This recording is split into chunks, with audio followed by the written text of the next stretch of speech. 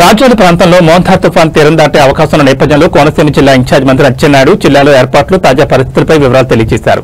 జిల్లాలో ఎక్కడికక్కడ అధికారులను అప్రమత్తం చేయడం జరిగిందని, తుఫాన్ ఎదుర్కోవడానికి కోనసీమ జిల్లాలో అన్ని ఏర్పాట్లు చేశామని మంత్రి తెలిపారు. ఇప్పటికే తుఫాన్ ప్రభావిత ప్రాంతాల నుంచి 5,000 మందిని పునరావాస కేంద్రాలకు తరలించడం జరిగిందని పేర్కొన్నారు. విద్యుత్ శాఖకు సంబంధించి కూడా అన్ని ముందస్తు ఏర్పాట్లు చేసినట్టు తెలిపారు. దురదృష్టవశాత్తు జిల్లాలో కొబ్బరి చెట్టు పడి ఒక వ్యక్తి చనిపోవడం జరిగిందని మంత్రి ధృవీకరించారు.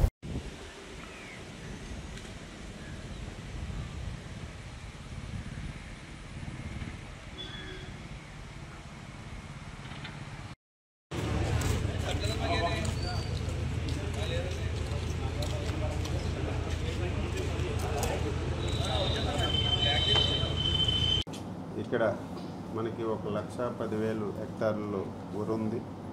అదేవిధంగా మనకి అరటి ఉంది, కొన్ని ప్రాంతాల్లో మనకి కోకో ఉంది, చాలా వరకు మనకి రొయ్యల చెరువులు, చేపల చెరువులు కూడా ఉన్నాయి. ఇప్పటికే టెంటేటివ్గా ఎక్కడెక్కడి ప్రాబ్లం వస్తుందో టెంటేటివ్గా మేము ఇప్పటికే ఎన్యూమరేషన్ చేసి ఒక ఫిగర్ అనుకున్నాం. మనకి రేపు సైక్లోన్ వచ్చిన తర్వాత ఈరోజు ఇక్కడే కాదు, ఆంధ్రప్రదేశ్ రాష్ట్రంలో ఏ ఒక్క రైతు కూడా ఆందోళన చెందవలసిన అవసరం లేదు. నేను మొదటే చెప్పాను, ప్రకృతి వైపరీత్యాన్ని ఆపే పరిస్థితి ఎవరికీ లేదు. కానీ వైపరీత్యం వచ్చిన తర్వాత ఎవరైనా సరే రైతులు నష్టపోతే డీటెయిల్గా ఎన్యూమరేషన్ చేసి వాళ్ళకి నష్టపరిహారం కూడా ఒక ఎత్తు. ఇప్పటికే ఆచార్య ఎన్జీ రంగా విశ్వవిద్యాలయంలోని సైంటిస్టులను అందరినీ రెడీ చేశాం. ఎందుకంటే రేపు సైక్లోన్ వచ్చిన తర్వాత కొంత పంటను మనం మళ్ళీ శాస్త్రవేత్తలు సలహాల మేరకు మనం దాన్ని తయారు చేసుకునే అవకాశం ఉంది.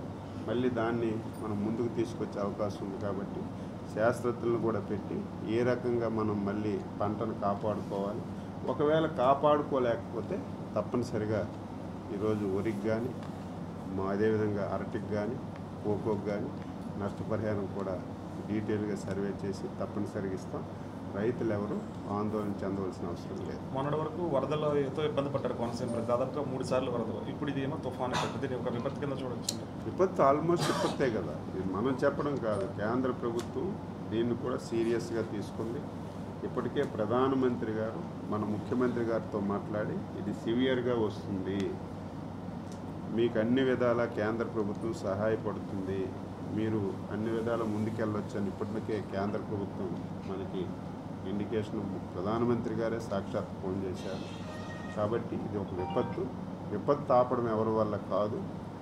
విపత్తు వచ్చిన తర్వాత సమర్థవంతంగా పనిచేసి మనం ముందుకెళ్ళడం మన ముందున్న ఛాలెంజ్. అందులో మన ముఖ్యమంత్రి గారు అందులో సిద్ధహస్తులు.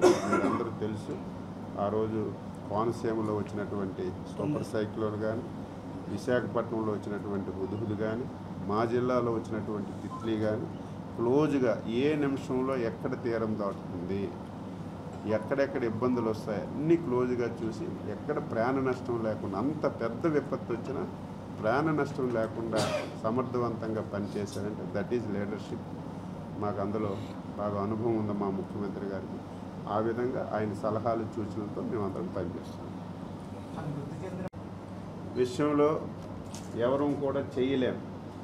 కానీ ప్రకృతి విపత్తి వచ్చేటప్పుడు ప్రభుత్వాలన్నీ కూడా జాగ్రత్తలు తీసుకొని ప్రాణ నష్టం, ఆస్తి నష్టం తగ్గించే ప్రయత్నం చేయాలి.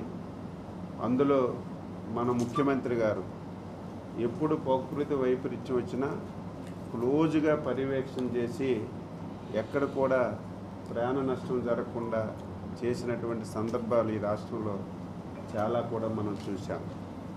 అయితే ఈసారి సైక్లోన్ ఏదైతే మనకి అనౌన్స్మెంట్ అయిందో ఆ రోజు నుంచి ఈ రోజు వరకు ముఖ్యమంత్రి గారు క్లోజ్గా పర్యవేక్షించి ఎక్కడికక్కడ అధికారులను అప్రమత్తం చేసి రాష్ట్ర ప్రభుత్వం నుంచి ప్రతి జిల్లాకి పోలీస్ నుంచి అదేవిధంగా ఐఏఎస్ నుంచి 2 సీనియర్ ఆఫీసర్లు కూడా ఇక్కడ పెట్టి క్లోజ్గా పర్యవేక్షణ చేసిన విషయం కూడా మీ అందరికీ తెలుసు.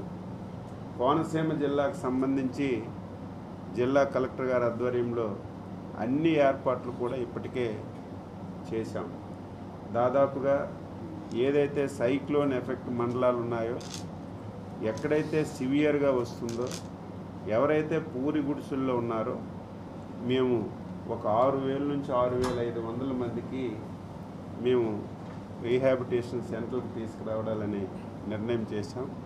అందులో 5,000 చిల్లర ఇప్పటికే సెంటర్లకు చేరారు. ఇప్పుడే మళ్ళీ అధికారులకు ఆదేశాలు ఇచ్చాం.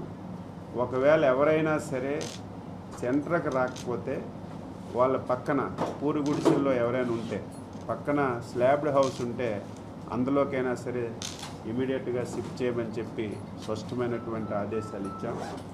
తప్పనిసరిగా ప్రజలు కూడా దీన్ని